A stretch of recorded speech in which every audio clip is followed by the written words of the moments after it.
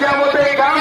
আমি 830 টকা অৰুণোদয় আমি মাজত 1000 টকা কৰিলো পাছত 450 টকা কৰিলো আৰু এইদৰে আমি আগুৱাই বৃদ্ধি কৰি থাকিম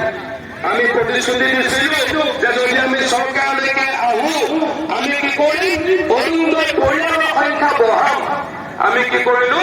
অৰুণোদয় পৰিয়ালৰ সংখ্যা বঢ়ালো 21 লাখৰে আমি অৰুণোদয় আৰম্ভ কৰিছিলো এতিয়া আমি অসমৰ 27 লাখ পৰিয়ালক অৰুণোদয় দিম আজি মুখ্যমন্ত্ৰী ডাঙৰীয়া সকলোৱে কৈছে যে কালি আমি ক'ত আছিলো কালি আমি